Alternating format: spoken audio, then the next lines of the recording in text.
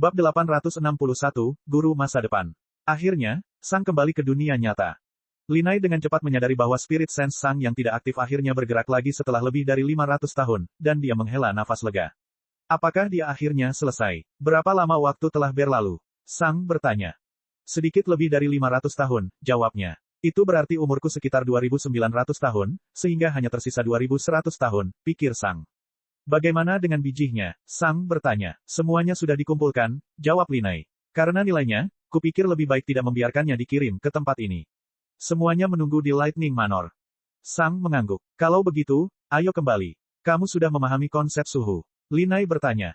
Ya, jawab Sang. Lin Ai hanya mengangguk. Dia tahu bahwa beberapa konsep menjadi lebih sulit berdasarkan hubungannya, dan konsep suhu adalah salah satunya. Beberapa orang ingin menggabungkan beberapa elemen, namun penggabungan konsep selalu menjadi semakin sulit untuk dipahami. Kebanyakan orang fokus hanya pada satu elemen karena mereka juga hanya memiliki satu afinitas, tetapi ada juga beberapa orang yang fokus pada dua elemen. Hampir setiap Cloud dilatih setidaknya dalam dua elemen. Namun, ada juga beberapa orang yang fokus pada tiga elemen. Contoh yang bagus adalah ruang, waktu, dan gravitasi. Untuk menggabungkannya, diperlukan tiga konsep. Ruang waktu, gravitasi waktu, dan ruang gravitasi. Dengan konsep ini, kekuatan ketiganya meningkat sedikit. Tentu saja, konsep-konsep ini bukanlah prioritas karena peningkatan kecil dalam kekuatan seringkali tidak sepadan dengan usaha yang dilakukan. Orang seringkali hanya fokus pada konsep campuran ini ketika mereka sudah menjadi penyihir leluhur atau raja penyihir. Ada juga perpaduan populer antara air, es, dan angin, yang membutuhkan konsep negara, salju, dan uap. Secara alami, keempat konsep Sang telah diketahui. Orang-orang tahu tentang suhu, senja, penjumlahan, dan pengurangan, tetapi orang-orang tidak pernah fokus pada keempatnya. Alasannya adalah umur panjang mereka. Berfokus pada tiga elemen berarti meningkatkan kekuatan mereka secara merata sehingga tidak ada satupun dari ketiga elemen yang tertinggal dari dua elemen lainnya. Ini membutuhkan banyak usaha hanya untuk peningkatan kecil dalam kekuatan pertempuran dibandingkan yang lain. Dan empat elemen. Tidak, lupakan, terlalu banyak bekerja. Orang-orang bahkan tidak akan mencobanya karena akan memakan banyak waktu untuk memperkuat mereka berempat sehingga umur panjang mereka akan habis. Seseorang perlu fokus selama bertahun-tahun untuk memahami konsep tingkat satu untuk keempat elemen, dan setelah memahami empat konsep berbeda, lawan mereka pasti sudah mencapai alam berikutnya dan akan memahami konsep tingkat dua. Terlebih lagi, karena afinitas tidak dapat digabungkan dengan baik di alam awal, penyihir hanya akan mampu menunjukkan kekuatan konsep satu tingkat pada satu waktu. Manusia akan menjadi sangat lemah untuk waktu yang sangat lama karena konsep terakhir dari empat konsep yang diperlukan adalah konsep tingkat 4. Namun, semua itu tidak berlaku bagi Sang. Bukan karena afinitasnya tetapi karena dia adalah seorang pejuang. Sang menggunakan afinitasnya untuk segalanya, tetapi kita harus ingat bahwa kekuatan Sang selalu berasal dari tubuhnya. Kecepatan, serangan, dan pertahanannya sebagian besar berasal dari tubuhnya, yang diperkuat oleh elemen. Sementara itu, semua kekuatan penyihir berasal dari afinitasnya. Jadi, meskipun Sang perlu memahami banyak konsep lemah yang tidak terlalu berguna, karena teknik dan kekuatan fisiknya, kekuatan pertempurannya akan tetap sangat luar biasa. Kita harus ingat bahwa jika Sang tidak menggunakan afinitasnya, kekuatannya akan tetap setara dengan Cloud. Hal yang sama tidak berlaku bagi para penyihir karena semua kekuatan mereka berasal dari konsep yang mereka pahami. Lin Ai tahu bahwa konsep suhu kemungkinan besar sama sulitnya dengan konsep tingkat 4 bagi Sang, itulah sebabnya dia tidak terkejut bahwa Sang memakan waktu selama ini. Bagi Lin Ai, waktu yang dibutuhkan Sang untuk memahami konsep tingkat 4 adalah rata-rata untuk Cloud. Secara alami, dia tahu bahwa Sang bukanlah seorang penyihir, yang berarti dia harus lebih lambat. Namun, Cloud juga tidak memiliki akses ke Beast King yang bersedia mendemonstrasikan sebuah konsep. Jika awan memiliki akses ke tempat ini, mereka mungkin akan memahami konsep tersebut dalam waktu sekitar 400 tahun. Sang masih lebih lambat dalam memahami konsep dibandingkan Cloud pada umumnya. Akhirnya, mereka berdua meninggalkan Raja Hadean dan kembali ke portal.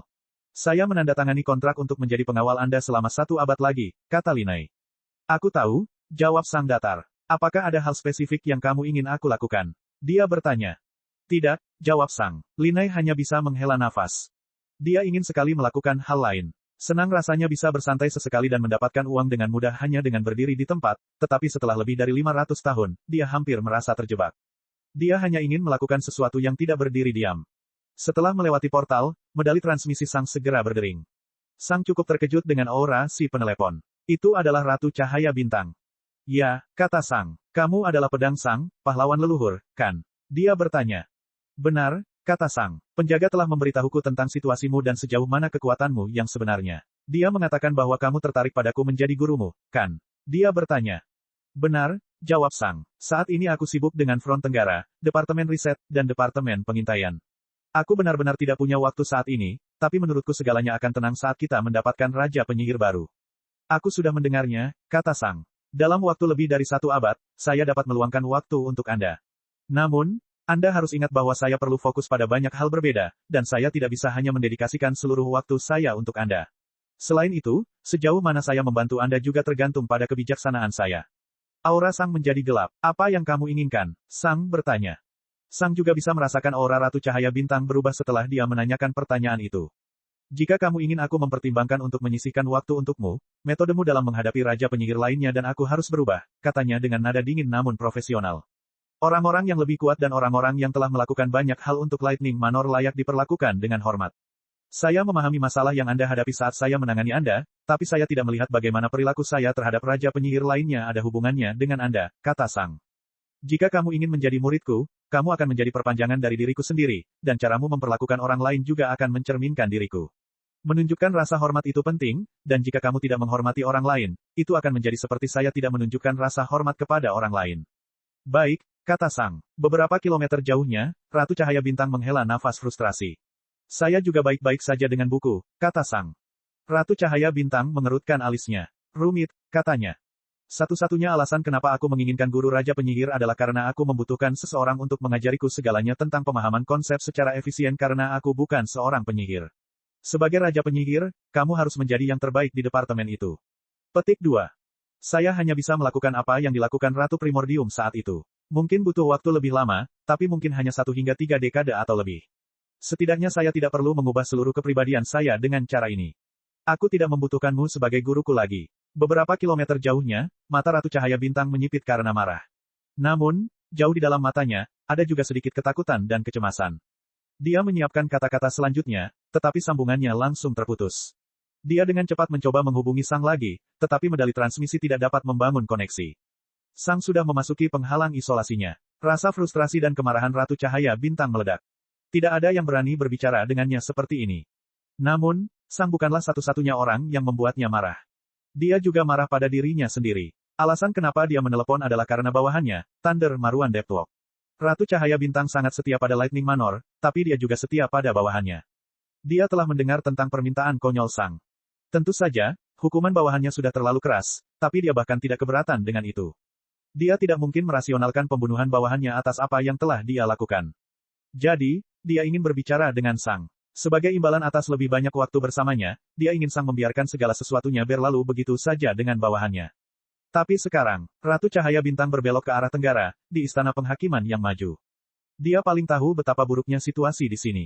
Jika hal ini terus berlanjut, Istana Penghakiman akan mencapai zona yang berbeda, dan kemudian, semuanya akan hancur. Mereka membutuhkan bantuan. Bab 862, Kecurigaan. Selama beberapa tahun, Sang berupaya menyempurnakan gaya pertempurannya dengan konsep suhu, namun hal itu tidak memakan waktu lama. Dengan dipahaminya konsep suhu, Sang sekarang harus fokus pada konsep entropi tingkat 5 yang misterius. Dan untuk itu, dia perlu mengetahui beberapa metode yang akan membantunya. Jadi, Sang menghubungi kustodian. Selamat malam, Sang. Apakah ada sesuatu yang kamu perlukan? Tanya kustodian. Saya ingin meminta buku kepada leluhur, ujarnya. Kamu bisa bertanya pada Sarah kapan dia menjadi gurumu untuk melakukan itu untukmu, jawab penjaga. Saya tidak dan tidak akan memiliki guru lain, kata Sang. Kesunyian, itu adalah pilihanmu, kata kustodian. Namun, aku tidak bisa menyusahkan leluhur saat ini. Dia sangat sibuk dengan sesuatu. Saya dapat meyakinkan Anda, kata Sang, leluhur ingin Anda menyusahkannya karena hal ini. Jauh dari sana, kustodian memandang dengan mata menyipit ke medali transmisinya, tetapi nadanya tetap profesional. Saya telah bekerja di bawah bimbingan leluhur selama puluhan ribu tahun. Saya akan mempercayai penilaian saya dalam hal ini.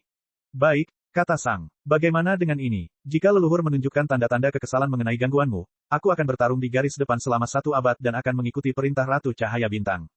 Hal ini langsung menarik minat kustodian. Untuk sesaat, dia mempertimbangkan 2 pilihan.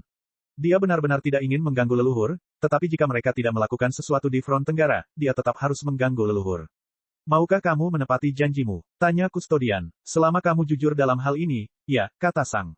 Penjaga itu mengerutkan alisnya. Dia sebenarnya bukan penggemar Sang yang menyindir bahwa dia akan berbohong dalam hal ini. Aku akan melakukannya, kata kustodian. Saya akan menghubungi leluhur sekarang. Mohon tunggu panggilan saya. Setelah itu sambungan diputus. Sang hanya menunggu di luar penghalang isolasinya. Dan semenit kemudian, siapa? Tiba-tiba, sebuah portal terbuka di depan Sang, yang terbang melewatinya. Di sampingnya, mata Linai membelalak karena keterkejutan yang luar biasa. Dia baru saja melihat sisi lain portal itu. Kaisar Petir. Itu adalah Kaisar Petir. Sementara itu, di ruang kerja pribadi Kaisar Petir memandang Sang dengan senyuman hangat. Sang, Wester memberitahuku bahwa kamu membutuhkan sesuatu, kata Kaisar Petir. Sang bisa melihat penjaga di belakangnya, tapi Sang bertingkah seolah dia tidak ada di sana. Ya, kata Sang. Kemudian, dia menjelaskan kepada Kaisar Petir bagaimana dia telah mencapai levelnya saat ini dan apa yang dia rencanakan untuk dilakukan untuk mencapai alam ketujuh dengan 6 indera roh. Kamu ingin memahami konsep tingkat 5? Kaisar Petir bertanya. Sang mengangguk. Kaisar Petir bersenandung sedikit. Saat berikutnya, lebih dari 5.000 buku melayang keluar dari rak buku besar dan berhenti di depan Sang. Ini seharusnya mencakup segala hal yang perlu kamu ketahui, kata Kaisar Petir. Banyak hal di sana yang terulang di beberapa buku. Jika Anda ingin mengetahui semuanya, Anda harus membaca semuanya, tetapi jika Anda setuju dengan 80%, membaca setengahnya saja sudah cukup. Sang mengangguk dan menyimpan buku-buku itu. Terima kasih, katanya. Oh, satu hal lagi, kata Kaisar Petir. Saat berikutnya, Kaisar Petir mengeluarkan pin yang sama dengan yang dikenakan Sang saat mengawasi Raja Hadean. Jika kau butuh sesuatu, gunakan saja itu. Ini berfungsi seperti kristal komunikasi, tapi hanya untuk kita berdua. Meski begitu, perlu diingat bahwa aku saat ini cukup sibuk dengan seluruh urusan kontrak, katanya. Di dekat pintu masuk ruang kerja, penjaga memandang Kaisar Petir dengan terkejut. Penjaga juga punya pin seperti itu, tapi hanya dialah satu-satunya. Sang sekarang juga punya satu. Penjaga itu tidak memperlihatkan apapun di wajahnya, namun kewaspadaannya terhadap Sang semakin meningkat. Setelah pertemuan pribadi Sang dengan leluhur saat itu, penjaga memperhatikan bahwa leluhur telah berubah. Dia tampak lebih ceria dan lebih bersemangat, tetapi dia juga menganggap Lightning Manor tidak begitu penting. Selain itu, meskipun serangan leluhur terhadap istana penghakiman masuk akal, sangat mencurigakan bahwa leluhur memikirkan tentang Sang ketika bernegosiasi dengan kaisar penyihir lainnya. Meskipun leluhur selalu menganggap Lightning Manor sebagai hal yang paling penting, dia jarang memikirkan individu lajang. Penjaga tahu bahwa leluhur tidak akan pernah memikirkan salah satu raja penyihirnya saat menyerang istana penghakiman. Namun, saat dia menentang semua kaisar penyihir lainnya, leluhur telah menegosiasikan sesuatu yang jelas-jelas dimaksudkan untuk membantu Sang. Terakhir, ketika penjaga telah memberitahu leluhur tentang Sang sebelumnya, leluhur tampaknya tidak merasa terganggu sama sekali. Dia bahkan tersenyum dengan sedikit kegembiraan atau kebahagiaan. Kustodian tidak yakin apa yang sebenarnya terjadi, tapi dia yakin pasti ada sesuatu yang terjadi dalam pertemuan keduanya. Tapi apa? Apa yang mungkin dimiliki atau dilakukan oleh seorang pejuang di alam rendah seperti itu untuk mempengaruhi makhluk purba sedemikian rupa? Leluhur itu ramah kepada semua orang, tetapi dia juga menjaga jarak dengan semua orang. Dia juga tidak mempunyai keluarga. Namun, leluhur bertindak seolah-olah Sang adalah teman dekatnya. Ini tidak normal. Sesuatu sedang terjadi. Penjaga masih ingat evaluasi leluhur ketika dia pertama kali memeriksa Sang dengan indera rohnya. Saat itu, leluhur mengatakan bahwa Sang sangat mirip dengan Raja Kematian yang disucikan, dan penjaga tahu betul apa yang dipikirkan leluhur tentang Raja Kematian yang disucikan. Sang leluhur jelas bukan penggemar Sang. Namun begitu mereka bertemu, segalanya berubah. Penjaga terus memperhatikan interaksi antara leluhur dan Sang hingga Sang pergi. Berdasarkan evaluasi leluhur terhadap Sang di masa lalu, apapun yang terjadi bukanlah sesuatu yang baik. Namun, dia juga tidak bisa memikirkan cara apapun agar seseorang seperti Sang dapat memengaruhi seseorang seperti leluhur. Seluruh situasi ini membingungkan. Penjaga tidak menyukainya. Dia tidak menyukainya sama sekali. Bab 863, 7 buku. Sang kembali ke penghalang isolasinya setelah berbicara dengan Kaisar Petir dan segera mulai membaca buku. Membaca buku adalah sesuatu yang tidak biasa dilakukan Sang karena dia mendapatkan semua ilmunya dari orang lain atau dari pengalamannya sendiri. Sebenarnya, membaca buku terasa sangat aneh. Terlebih lagi, Sang sama sekali tidak tertarik dengan isinya. Sang tertarik pada konsep dan cara kerja dunia, tetapi buku-buku ini hanya berbicara tentang sejarah bagaimana penyihir memahami konsep dan apa yang telah mereka pelajari. Sang pada dasarnya sedang belajar cara belajar, dan itu bukanlah aktivitas yang paling menyenangkan. Meski begitu, Sang tidak pernah kehilangan fokusnya, meski dia tidak tertarik sama sekali. Sang membaca beberapa buku pertama hanya dalam beberapa menit, tapi kemudian, dia membaca buku yang tidak mudah untuk dipahami. Buku itu tampaknya tidak lebih panjang dibandingkan buku-buku lain, tetapi begitu Sang mulai membaca halaman-halamannya, dia menyadari bahwa tumpukan halaman di bagian akhir sepertinya tidak pernah menyusut. Sekadar untuk memeriksa, Sang membuka halaman terakhir dan melihat nomor halaman. 1.534.917. Sang menutup buku itu dan memeriksa sampulnya. Panduan dasar pemahaman. Kemudian, Sang membuka buku itu lagi dan melanjutkan membaca. Buku ini pada dasarnya berisi daftar berbagai cara untuk memahami konsep, bagaimana orang menemukan metode ini, cara kerjanya, apa kekurangan dan kelebihannya, dan apa yang direkomendasikan oleh penulis buku tersebut. Untungnya, Sang tidak perlu menghabiskan banyak waktu membaca buku. Ya, Itu sangat panjang, dan Sang membaca semuanya, tapi dia tidak terlalu perlu menghitungnya. Dia hanya perlu membaca. Buku ini membutuhkan waktu hampir 1 jam bagi Sang untuk membacanya, dan dia tidak mengingat banyak hal karena 99% isinya tidak berguna baginya. Namun, 1% yang sebenarnya berguna itu sangat berguna. Sang tidak segera membuka buku berikutnya. Sebaliknya, dia meninjau metode pemahaman konsepnya dengan metode yang baru saja dia pelajari. Metodenya juga ada di dalam buku, dan dengan membaca bagaimana orang ketiga mengevaluasi metode tersebut, Sang telah belajar lebih banyak tentang bagaimana dia sebenarnya belajar. Dengan pengetahuan itu, dia juga bisa mempertimbangkan metode lain, dan yang paling penting, seseorang bisa menggunakan lebih dari satu metode dalam satu waktu. Sang baru saja membaca lebih dari 1 jam, tapi dia yakin bahwa 1 jam ini mungkin telah menyelamatkannya selama beberapa dekade, bahkan berabad-abad. Setelah beberapa jam, Sang melihat buku-buku itu dan mulai mengaturnya. Pertama, dia mengambil semua buku yang berhubungan dengan metode pemahaman yang menurutnya tidak berguna dan membuka-bukanya. Dia tidak akan mendedikasikan seluruh pikirannya pada mereka karena kemungkinan besar mereka tidak akan berguna, tapi masih layak untuk hanya melihatnya sekilas. Benar saja, ada beberapa hal yang menjelaskan lebih banyak tentang metode ini, tapi itu tidak terlalu berguna. Itu hanya sedikit pengetahuan dasar. Hanya dalam 1 jam, Sang telah menghabiskan lebih dari 1000 buku dan membuang buku-buku yang paling tidak menarik. Setelah itu, Sang memutuskan untuk fokus pada pengetahuan yang lebih umum dan membuka gambaran selanjutnya.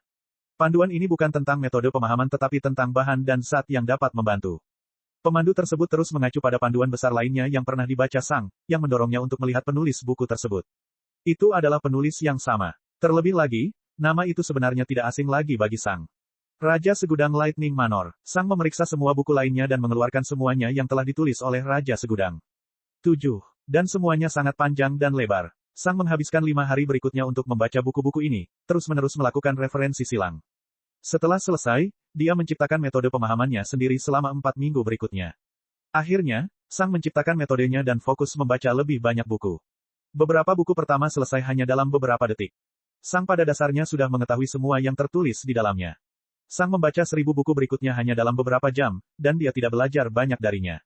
Hal ini mendorong Sang untuk melihat lagi 7 buku dari Raja Segudang. Sungguh gila betapa ringkas dan sempurnanya pemahaman ke-7 buku ini. Semua buku lain pada dasarnya membicarakan hal yang sama tetapi hampir tidak menutupi permukaannya sambil membuang banyak waktu untuk informasi yang tidak perlu. Jika seseorang tidak memiliki akses ke perpustakaan Kaisar Penyihir, betapa sulitnya mempelajari semua yang telah dipelajari Sang tanpa membaca ke-7 buku ini. Tentu saja, bagi orang seperti Sang, semua ini tidak terlalu menjadi masalah karena pada dasarnya dia memiliki akses ke setiap buku di dunia. Tapi untuk mage biasa, jika ke-7 buku ini tersebar ke seluruh dunia, kekuatan rata-rata semua penyihir mungkin akan meroket.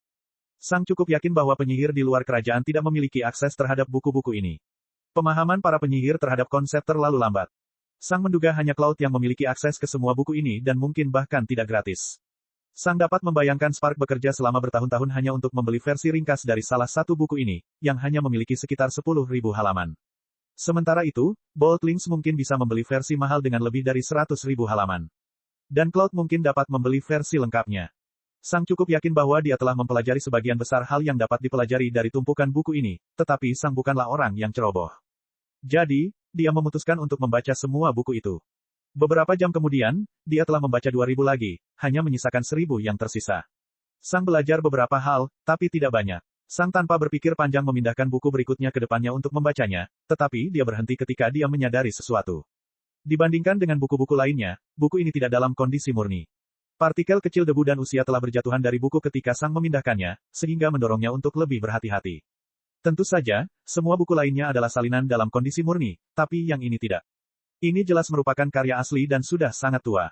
Judulnya agak sederhana, catatan seorang pengamat. Sang membukanya dan mulai membaca, tetapi dia menerima kejutan demi kejutan dengan sangat cepat. Pertama, penulis memperkenalkan diri. Pengarsip. Kedua, permulaan isi sebenarnya. Saya ingin memulai dari saat saya mencapai alam ke-9, yaitu sekitar 6,7 juta tahun yang lalu. Bab 864, catatan pengamat. 6,7 juta tahun. Dewa penyihir baru naik sekitar 300.000 tahun yang lalu. Bagi setiap makhluk hidup, dunia pada dasarnya mulai ada 300.000 tahun yang lalu. Apapun yang terjadi sebelumnya tidak relevan. Saat itu, metode memahami sesuatu masih sangat primitif. Orang pada dasarnya hanya melihat sesuatu dan mencoba membangun hubungan dengannya. Sebagian besar pemahaman saat itu adalah iman dan keyakinan. Banyak orang percaya bahwa elemen dan kekuatan alam adalah makhluk hidup dan mereka hanya memberitahukan rahasia mereka kepada orang-orang yang layak. Beberapa orang bahkan mengorbankan orang lain untuk menenangkan elemen sehingga mereka dapat berbagi rahasia dengan mereka. Tentu saja, hal itu tidak berhasil, tetapi tidak menghentikan orang untuk mencoba. Buku itu berbicara tentang berbagai cara orang-orang berhasil mencapai kekuasaan, dan beberapa hal yang dibaca Sang mengingatkannya pada apa yang Tuhan katakan ketika mereka pertama kali bertemu. Ada banyak cara untuk mendapatkan kekuatan tertinggi. Anda dapat menggunakan energi yang melekat di udara untuk meningkatkan kekuatan pikiran Anda. Ini memperkuat jiwa Anda, dan semakin kuat jiwa Anda, semakin kuat kemampuan mental Anda. Anda dapat menghancurkan gajah hanya dengan pikiranmu atau menggerakkan energi dunia sedemikian rupa sehingga menciptakan kekuatan penghancur yang kuat.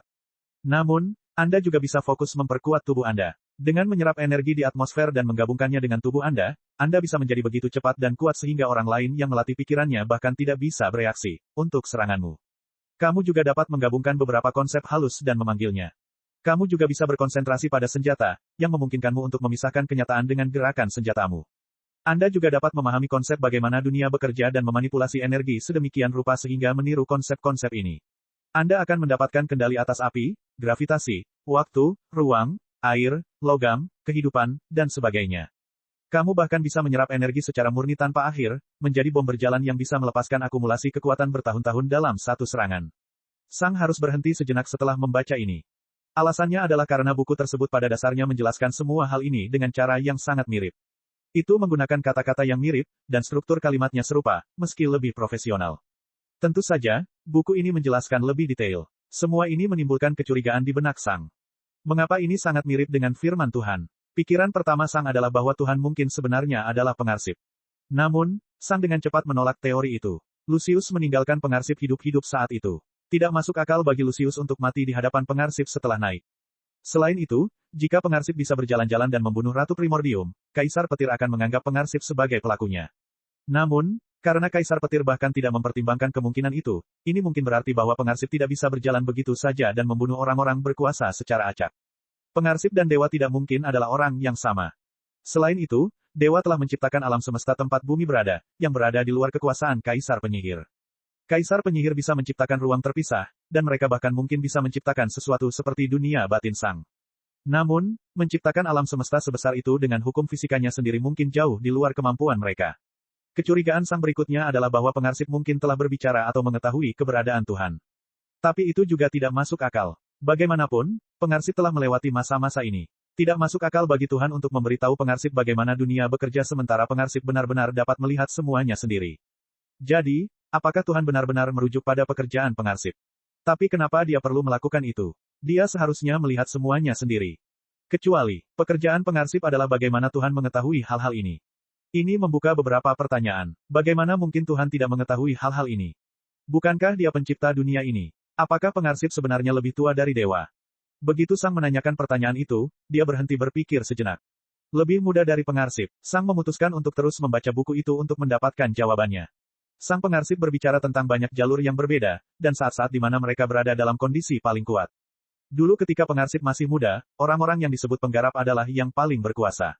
Para penggarap ini memahami banyak konsep berbeda, yang pada saat itu mereka sebut hukum, dan menggabungkannya. Dengan gabungan konsep ini, mereka mengangkat keberadaan mereka sendiri. Pengarsip menyebut mereka sebagai iterasi pertama penyihir.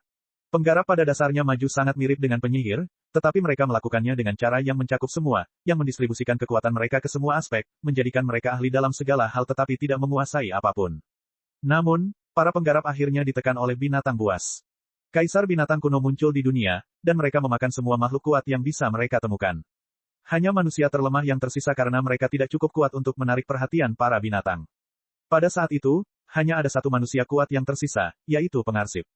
Pengarsip cukup kuat untuk mengancam sebagian besar monster, dan mereka memutuskan untuk tidak menyerangnya selama dia tidak menyerang mereka. Masih ada beberapa binatang yang lebih kuat darinya, tapi mereka tidak menyerang. Namun, binatang buas itu tidak akan melakukan hal itu jika pengarsip adalah seorang penggarap. Para binatang buas itu marah pada para penggarap karena menindas mereka, itulah sebabnya mereka membunuh begitu banyak orang. Sementara itu, pengarsip telah dilahirkan dengan tubuh lemah yang tidak dapat mendukung ketinggian elemen, menjadikannya pada dasarnya seorang cacat yang tidak mungkin menjadi seorang penggarap. Jadi, dia fokus melatih pikirannya, yang terbukti sangat efektif. Sama seperti Sang, pengarsip telah menciptakan jalurnya sendiri. Akhirnya, para Beast Emperor menjadi sangat bosan sehingga mereka mundur dari dunia dan tertidur di inti dunia dan lautan terdalam. Di suatu tempat pada waktu itu, kekejian juga mulai muncul untuk pertama kalinya, tapi hal itu tidak menimbulkan ketidaknyamanan. Kekejian terkuat hanya ada di alam pertama. Umat manusia perlahan-lahan meraih kekuasaan lagi, dan mereka menemukan jalan baru. Saat itulah jalur pengendali binatang mulai menjadi dominan. Dunia dipenuhi dengan binatang yang sangat kuat, dan manusia menggunakan pikiran superior mereka untuk menciptakan teknik memanipulasi binatang. Beberapa dari mereka mengendalikan pikiran binatang itu. Beberapa di antaranya menciptakan halusinasi. Beberapa dari mereka menciptakan kutukan kuat yang akan menyakiti binatang itu jika tidak mengikuti perintah. Dan beberapa dari mereka langsung berteman dengan binatang buas. Akhirnya, manusia kembali menguasai dunia. Namun, legenda berbicara tentang binatang buas yang dapat menghancurkan seluruh dunia. Sayangnya, manusia tidak dapat menemukannya. Namun mereka menemukan hal lain. Pengarsip. Bab 865, banyak jalan. Ketika pengendali binatang terkuat menemukan pengarsip, mereka mulai menanyainya dan akhirnya menyerangnya. Ada 20 kaisar pengendali binatang pada saat itu, dan masing-masing tertarik untuk menguji kekuatan pengarsip satu persatu. Namun, ketika mereka menyadari bahwa tidak ada satupun dari mereka yang bisa menang sendiri, mereka mulai memikirkan untuk bersatu dan membunuhnya. Pengarsip telah hidup sangat lama pada saat itu, dan dia mengetahui semuanya. Kaisar pengendali binatang telah mendominasi dunia dan akhirnya menjadi penguasa tunggal. Setelah sekian lama ditekan, mereka merasa tak terhentikan.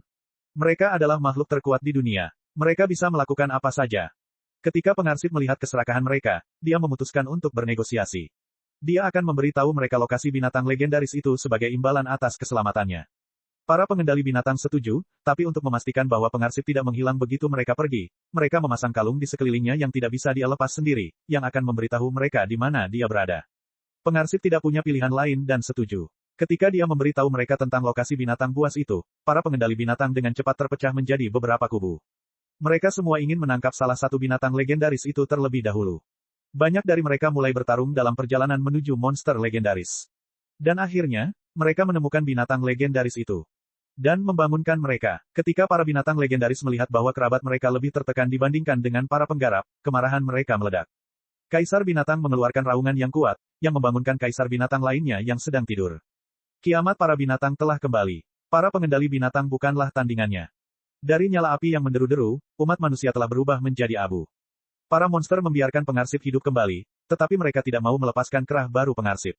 Selama beberapa tahun berikutnya, pengarsip menyaksikan umat manusia menjadi kuat lagi, tetapi kali ini, umat manusia tidak memperoleh kekuatan dengan mengendalikan binatang. Tentu saja, pengendali binatang kembali, tetapi mereka dihentikan oleh jalur lain. Penghancur pikiran. Sesuai dengan namanya, Mind Blasters fokus menyerang jiwa orang lain. Mereka cukup efektif melawan binatang buas, dan mereka juga bisa menghancurkan metode yang digunakan pengendali binatang untuk mengendalikan binatang. Namun, Mind Blaster bukanlah jalan yang mencapai puncak.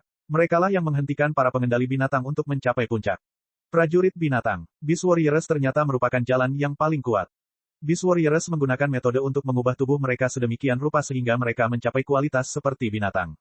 Pada saat yang sama, Beast Warriors juga harus berlatih teknik yang mempertahankan pikiran mereka karena mereka harus melawan keinginan para monster selama pelatihan mereka. Akhirnya, Beast Warriors mencapai puncak. Dan mereka juga menemukan pengarsip. Kali ini, tidak ada perkelahian. Itu karena pemimpin Beast Warriors lebih kuat daripada pengarsip.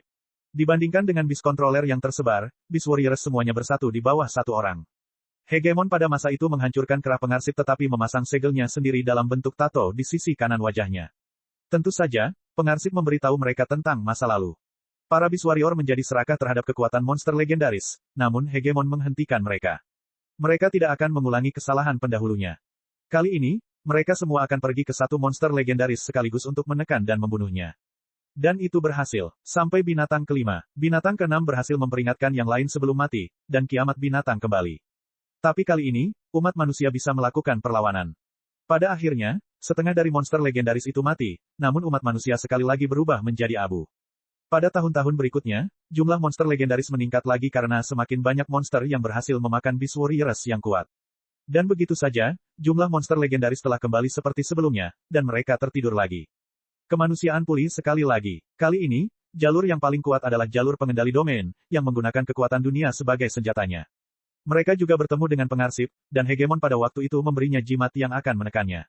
Dan lagi, manusia akan mati di hadapan binatang legendaris. Kemanusiaan pulih kembali. Kali ini, mereka adalah pencari kematian, yang merupakan jalan yang berfokus pada racun, kegelapan, kematian, dan darah. Kali ini pengarsip menerima sarung tangan hitam metalik. Mereka berhasil mengalahkan sekitar sepertiga dari monster legendaris. Kali berikutnya, Beast Controller kembali. Hegemon pada waktu itu sedikit lebih bagus daripada para pengendali binatang yang tersebar pada saat itu dan memberikan gelang kepada pengarsip, bukan kerah. Meskipun pengarsip telah ditekan oleh beberapa mantra, kekuatannya tidak berhenti berkembang, dan sekarang, dia bahkan bisa melawan hegemoni jika dia tidak harus menghadapi semua penindasan tersebut. Kali ini, Beast Controller berhasil menyingkirkan 3 monster legendaris, melampaui rekor sebelumnya yaitu 0. Kemanusiaan telah berubah menjadi abu sekali lagi.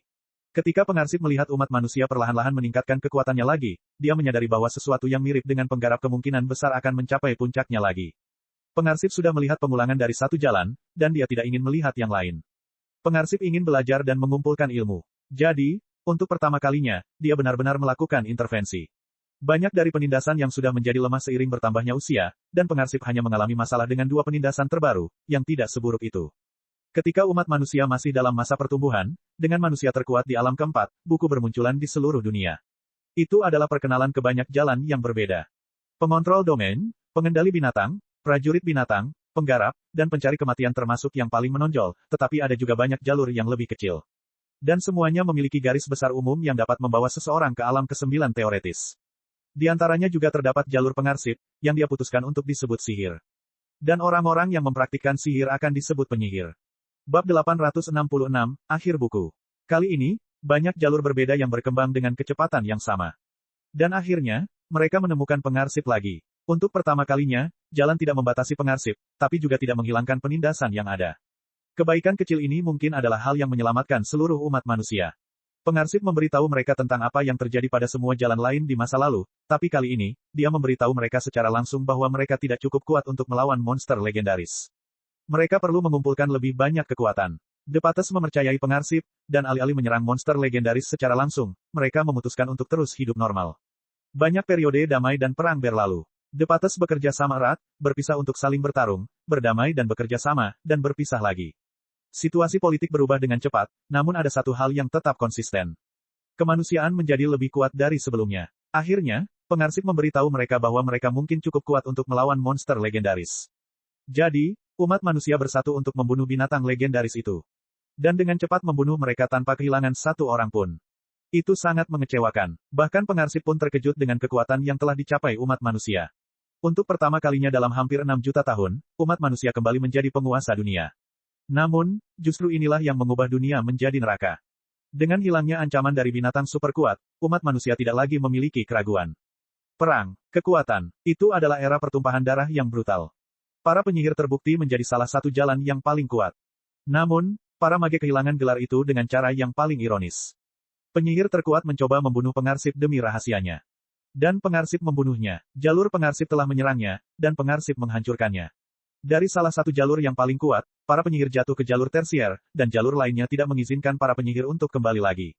Namun kemudian, pertumpahan darah mereda. Mengapa? Kekejian. Kekejian mulai menjadi masalah besar. Selama berabad-abad, kekejian telah menjadi semakin kuat, dan sekarang, bahkan ada beberapa kekejian di alam kelima yang muncul setiap beberapa tahun. Saat itulah umat manusia menemukan penyebabnya. Anak bencana. Kekuatan anak bencana menentukan kekuatan kekejian. Ketika pengarsip mendengar itu, dia menjadi sangat terkejut. Dia sangat yakin bahwa sesuatu seperti anak bencana tidak akan ada untuk waktu yang lama. Dia akan menyadari menguat dan melemahnya kekejian dengan cepat dan akan menghubungkan mereka dengan makhluk hidup. Faktanya, segera setelah anak bencana muncul untuk pertama kalinya, kekejian mulai tumbuh lebih kuat dengan kecepatan yang jauh lebih cepat. Dan pengarsip segera mengetahui alasannya. Gerbang. Anak bencana adalah gerbang bagi kekejian. Semakin kuat anak bencana, semakin besar pula gerbangnya. Dengan adanya anak bencana, kekejian menjadi ancaman nyata bagi dunia, dan seluruh umat manusia bekerja sama untuk menemukan cara menghadapinya. Namun, setiap kali mereka membunuh anak bencana baru akan muncul di tempat lain. Setelah mencoba berbagai metode, mereka menemukan yang terbaik. Berikan anak bencana sejumlah uang, tempat tinggal yang bagus, dan status, dan biarkan mereka hidup dalam kebahagiaan. Selama mereka tidak menjadi lebih kuat, semuanya baik-baik saja, dan kekejian akan tetap berada pada posisi terlemahnya. Setelah bertahun-tahun, umat manusia kembali mengalami pertumpahan darah, namun mereka masih mengingat anak bencana dalam pikiran mereka. Tapi kemudian, jalur yang paling tidak terduga muncul kembali. Sebuah jalan yang bahkan tidak dianggap kuat oleh para penguasa dunia. Penyihir, dan pemimpin mereka, Lucius Volstad. Kekuatannya, menakutkan. Pengarsip menulis dalam bukunya bahwa Lucius Volstad memiliki tingkat bakat yang belum pernah dia lihat sebelumnya dalam sejarah. Kekejian juga menjadi lebih kuat. Tentu saja, pengarsip memeriksa Lucius dengan sangat cermat karena kekuatan kekejian terlalu mirip dengan pertumbuhan Lucius. Namun, Lucius tidak menunjukkan tanda-tanda sebagai anak bencana. Lucius baru saja menjadi Raja Penyihir ketika pengarsip menginspeksinya, dan pengarsip cukup yakin bahwa Raja Penyihir tidak akan mampu menipu mata penyihir pertama dan terkuat, yang berusia lebih dari 6 juta tahun. Oleh karena itu, Lucius tidak mungkin menjadi anak bencana. Akhirnya, Lucius menghancurkan semua jalan lainnya dan menjadi orang pertama yang mengkonsumsi lebih dari 70% mana di dunia. Ketika Lucius berinteraksi dengan pengarsip, dia bersedia menghancurkan semua batasan yang diberlakukan oleh pengarsip dengan imbalan satu hal. Pengarsip tidak diizinkan menyakiti kelompok teman-temannya. Pengarsip setuju dan menerima gelang. Sekarang, pengarsip pada dasarnya bebas kecuali untuk batasan yang satu ini. Akhirnya, Lucius naik menjadi dewa. Kekejian menjadi semakin lemah. Mana menjadi lebih banyak, dan hal itu membuat pengarsip menyimpulkan satu hal. Lucius adalah anak bencana, dan dia telah meninggal. Saat sang membacanya, dia menarik napas dengan gemetar. Jawabannya sudah ada di sana, tapi tak satu pun kaisar penyihir mempercayainya. Bagaimana mungkin Lucius, inti dari kelompok teman mereka, bisa menjadi anak bencana? Selain itu, pengarsip tidak memiliki bukti. Tidak, Lucius menjadi dewa, dan dia mengawasi dunia sekarang. Di halaman terakhir buku ini, pengarsip berbicara tentang para penyihir dan satu orang pada khususnya. Raja menguduskan kematian. Pengarsip mengatakan bahwa Raja Kematian yang disucikan sama berbakatnya dengan Lucius tetapi tidak sebaik Lucius. Kemungkinan besar, King Sanctified Death akan menjadi versi baru dari kiamat binatang buas. Monster yang akan menghancurkan seluruh kehidupan lagi dan lagi. Namun dibandingkan dengan Raja Kematian yang disucikan, kiamat binatang buas adalah mainan anak-anak. Dan disitulah keadaannya saat ini. Begitulah akhir buku itu. Sang hanya memikirkan semua yang baru saja dia baca. Bab 867, Siapakah Tuhan itu? Setelah menyelesaikan bukunya, Sang memikirkan tentang semua yang telah dia baca dan bagaimana kaitannya dengan Tuhan dan kekejian. Asal-muasal kekejian sama sekali tidak diketahui, dan bahkan Sang, yang dapat melihat dari mana kekejian itu berasal, tidak tahu dari mana sebenarnya kekejian itu berasal. Setiap kali Sang memanggil kekejian, dia bisa melihat semua kekejian yang berbeda di dunianya sendiri, yang hanyalah ketiadaan hitam. Tidak ada mana atau yang serupa. Namun, harus ada kekuatan. Bagaimanapun juga, kekejian memiliki tubuh dan dapat berinteraksi dengan dunia, yang berarti mereka harus terbuat dari sesuatu, dan dunia mereka juga harus terbuat dari sesuatu. Sayangnya, tak seorang pun, termasuk Sang, mengetahui benda apa ini. Hal terdekat yang bisa diperiksa orang adalah entropi ore, tapi itu juga tidak memberitahu mereka banyak hal. Biji entropi pasti mirip dengan kekejian, tapi tidak ada yang bisa mengetahuinya. Itu sangat sulit, dapat mengisolasi mana, dan dapat mengisolasi kekejian. Sang curiga bahwa entropi ore adalah perpaduan stabil antara mana dan kekuatan apapun yang digunakan oleh kekejian. Bagian kekejian dari biji entropi dapat mengisolasi mana, dan bagian mana dari biji entropi dapat mengisolasi kekejian. Itu juga membuat mustahil untuk diubah menjadi mana untuk menganalisis komposisinya. Tiba-tiba, Sang menyadari sesuatu. Dia mengeluarkan adumnya dan memeriksanya. Kaisar Petir mengatakan bahwa ini adalah senjata pendamping puncak, sesuatu yang dapat diciptakan oleh orang-orang kuno dari alam ke-9. Namun, pedang Sang juga bisa menyerap entropi ore. Bisakah senjata pendamping puncak di masa lalu melakukan hal itu? Pemikiran ini memunculkan pemikiran lain. Dewa telah memberikan kedua senjata ini kepada Sang, dan terlebih lagi, Dewa telah memberikan tubuhnya kepada Sang. Dan tubuhnya adalah tubuh anak bencana. Apakah Tuhan mempunyai kendali atas orang mana yang menjadi anak bencana? Mungkinkah Tuhan menciptakan anak bencana? Menurut catatan pengarsip, anak bencana muncul relatif baru. Bahkan belum 1 juta tahun berlalu sejak saat itu. Apakah Tuhan menciptakan anak bencana? Jika demikian, Tuhan mungkin telah muncul di dunia dalam jutaan tahun terakhir, yang juga menjelaskan mengapa dia mengutip pengarsip hampir kata demi kata. Lagi pula, dia tidak akan tahu bagaimana keadaan dunia saat itu. Jadi, apakah Tuhan juga membaca buku ini? Sang membayangkan Tuhan sedang membaca buku dan melihat dunianya. Dunia dalam buku itu tampak mengasyikkan dan ajaib. Dan dunia Tuhan saat ini. Binatang yang lemah. Satu-satunya bahaya adalah manusia lain. Mungkinkah Tuhan meningkatkan kekuatan kekejian dengan menciptakan anak bencana? Itu akan membuat segalanya menjadi lebih menarik dan berbahaya. Namun, jika kekejian menang, dunia akan hancur, dan Tuhan mungkin akan ikut hancur bersamanya. Ini gila. Namun, bukankah Tuhan itu gila? Sang dapat membayangkan Tuhan melakukan hal itu. Lagi pula, Dewa juga menyaksikan Sang semakin kuat, seseorang yang ingin membunuh Dewa. Kemudian, Sang teringat percakapan singkatnya dengan Dewa dalam salah satu pencobaannya sebelumnya. Sang telah menebak saat itu bahwa Dewa ingin menjadi lebih kuat tetapi tidak bisa, karena alasan tertentu. Reaksi Tuhan sangat kuat, dan sifat periangnya telah lenyap saat itu. Dengan asumsi bahwa Tuhan tidak setua pengarsip, kekejian sudah ada sebelum Tuhan. Ini berarti bahwa Tuhan tidak terlibat dalam kekejian yang menyerang dunia. Namun, Tuhan memiliki tingkat kendali tertentu atas kekejian. Bagaimanapun juga, dia menciptakan tubuh Sang, dan dia juga menciptakan senjata pendamping puncak yang dapat memanipulasi biji entropi, sesuatu yang tidak dapat dilakukan oleh siapapun. Jadi, Tuhan harus terhubung dengan kekejian. Dan hanya ada satu orang yang terhubung dengan kekejian. Anak bencana. Tapi itu juga tidak masuk akal. Jika Tuhan adalah anak bencana, kekejian yang muncul di dunia akan sangat kuat. Ini berarti dewa harus menjadi anak bencana, namun dia juga tidak bisa menjadi anak bencana. Sebuah kontradiksi. Sekali lagi, Sang memikirkan kemungkinan bahwa Tuhan adalah Lucius Volstad. Dan sekali lagi, itu tidak masuk akal. Sang dewa tampaknya benar-benar marah dan marah pada mayat yang dia tendang-tendang di istananya di depan Sang. Juga, tak lama setelah Lucius mencapai alam ke-10, semua mana yang dia serap dibawa kembali ke dunia, dan semua kekejian yang kuat berhenti muncul. Jelas sekali Lucius Volstad telah meninggal. Tentu saja, pengarsip juga tidak bisa menjadi dewa. Buku itu ditulis dengan sangat berbeda dari cara Tuhan bertindak, dan pengarsip juga telah ditekan oleh Lucius. Selain itu, Sang belum pernah melihat hal-hal ini pada tubuh dewa yang pernah menekan pengarsip. Tanpa tato, tanpa cincin, tanpa kerah, dan yang terpenting, tanpa gelang. Terakhir, pengarsip tampak sangat serius, bijaksana, dan terpelajar. Sang masih belum tahu siapa Tuhan itu, tapi dia masih belajar cukup banyak. Dewa kemungkinan besar telah muncul dalam jutaan tahun terakhir. Dewa bukanlah salah satu dari orang-orang yang dikenal di alam ke-9. Dewa memiliki tingkat penguasaan tertentu atas kekejian, tapi dia juga tidak bisa menghentikan mereka untuk menyerang. Dewa mempunyai pengetahuan tentang anak bencana tetapi tidak bisa menjadi anak bencana.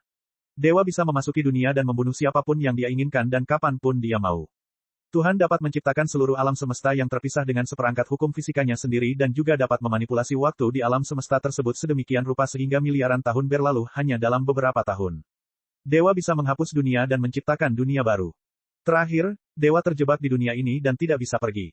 Dia pada dasarnya adalah ikan terbesar di kolam yang terisolasi.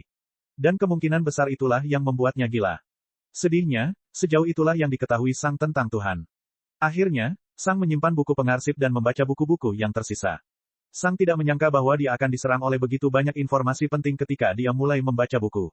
Dia hanya ingin tahu bagaimana memahami konsep dengan lebih baik, tapi dia juga mendapat pelajaran sejarah. Bab 868, Pertanyaan.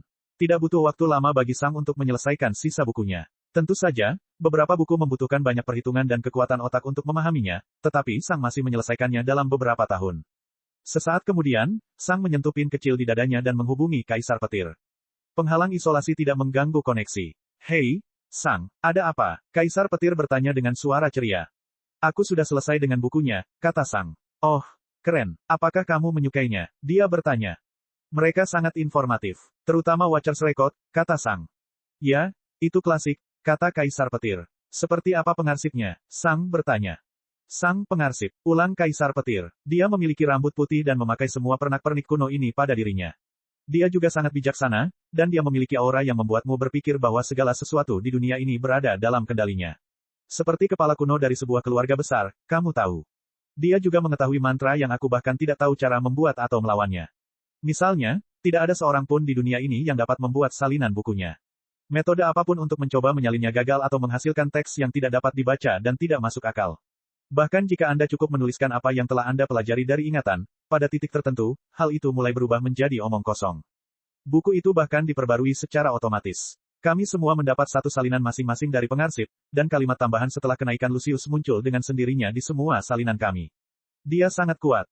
Tanpa penindasan Lucius, dan jika pengarsip menginginkannya, dia mungkin bisa melawan kita bersembilan pada saat yang sama dan bahkan mungkin menang. Sang mendengarkan dengan penuh perhatian kata-kata Kaisar Petir. Dia sekuat itu. Dia bertanya. Sangat, sangat kuat, jawab Kaisar Petir. Bagaimana jika Raja Kematian yang disucikan menjadi Kaisar Penyihir? Sang bertanya. Kesunyian. Jika anak itu berhasil mencapai alam Kaisar Penyihir akhir, dia mungkin akan sama kuatnya.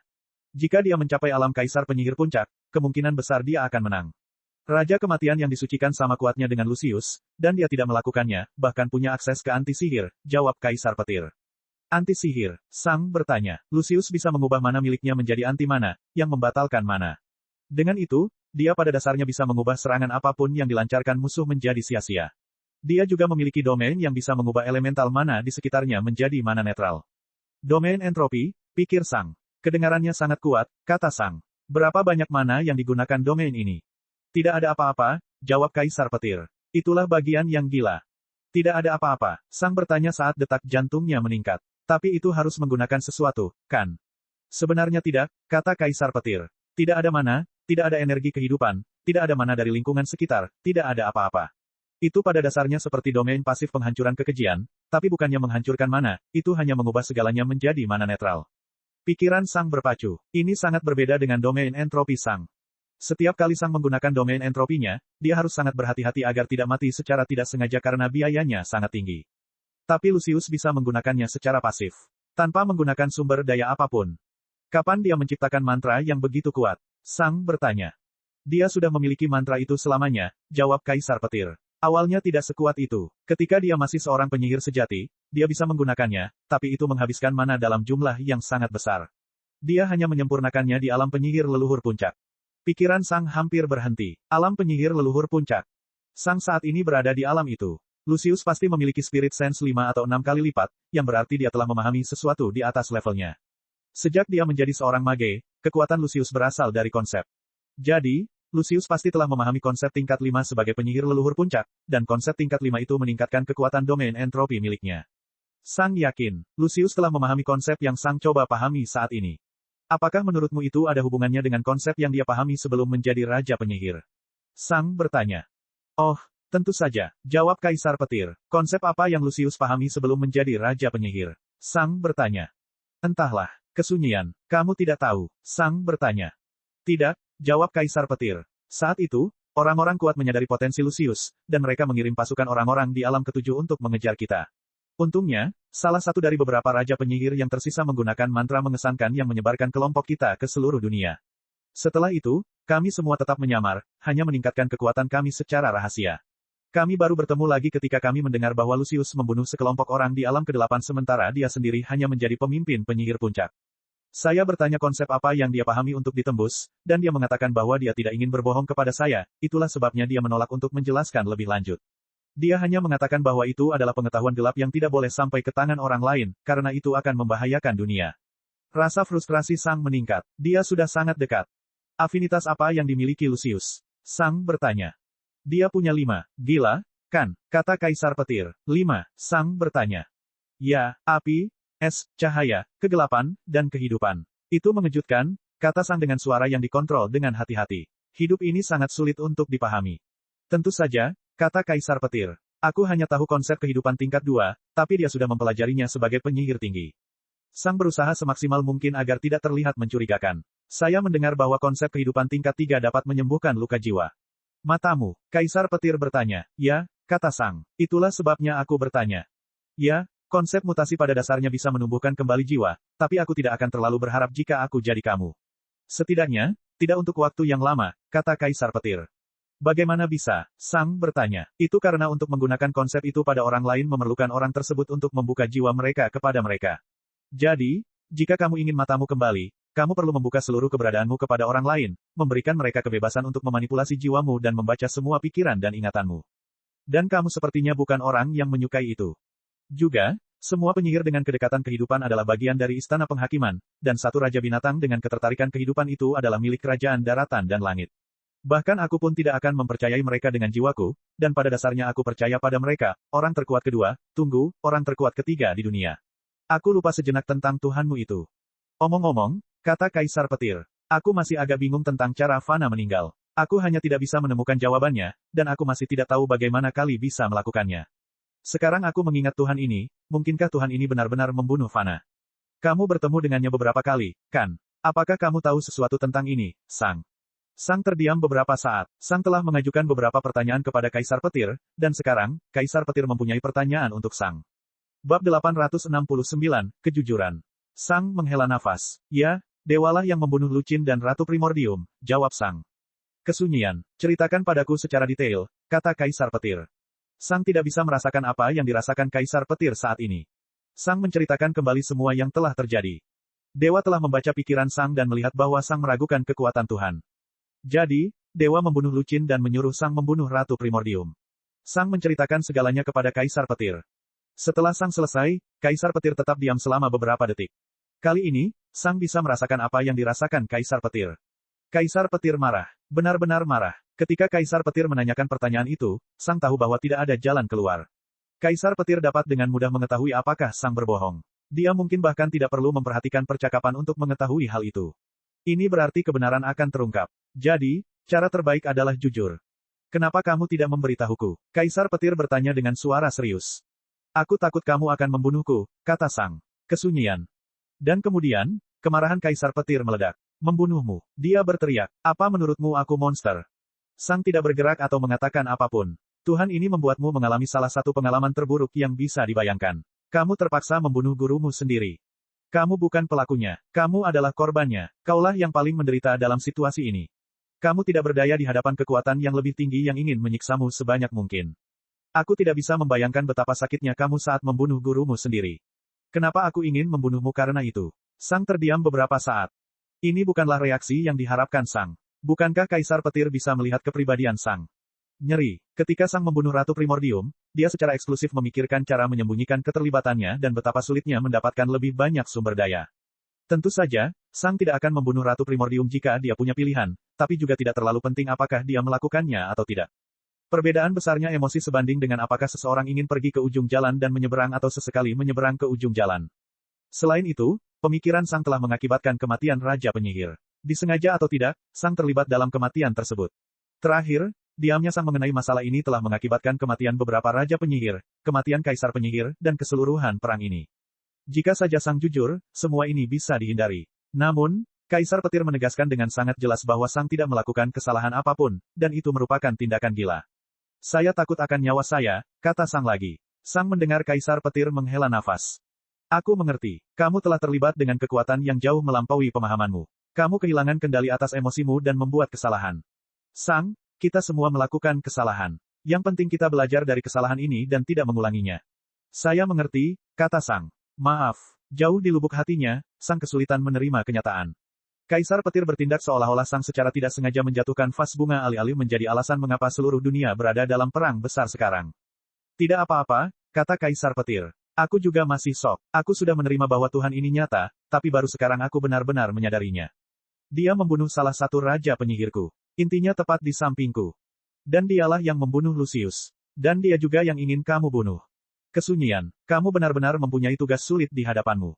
Ya, kata Sang. Kesunyian. Tidak disangka kali sebenarnya tidak melakukan apa-apa dan Adam pada dasarnya mati karena kesalahpahaman.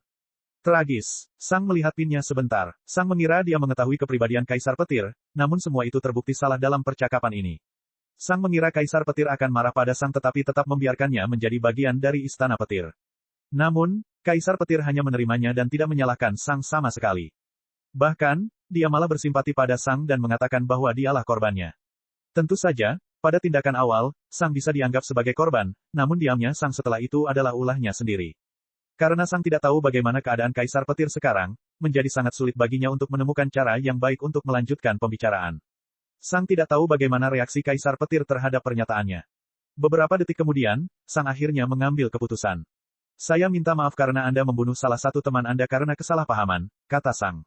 Tidak apa-apa, jawab Kaisar Petir. Saya melakukan kesalahan, sama seperti Anda. Seperti yang saya katakan sebelumnya, kesalahan bisa saja terjadi. Kita hanya perlu memastikan bahwa kita tidak mengulanginya. Kita harus berhenti membicarakan hal-hal menyedihkan ini. Dengar, aku senang kamu meneleponku dan sebagainya, tapi aku harus kembali mengurus kontrak ini. Bisakah kita bicara lain kali? Dia bertanya. Sang masih ragu harus berkata apa. Sikap Kaisar Petir sangat membingungkan Sang.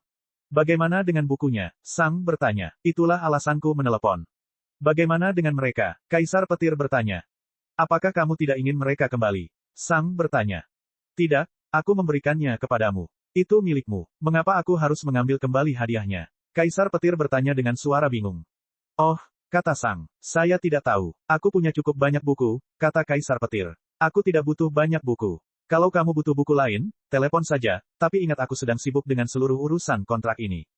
Tentu saja, kata Sang. Terima kasih. Tidak masalah. Sampai jumpa lagi, kata Kaisar Petir.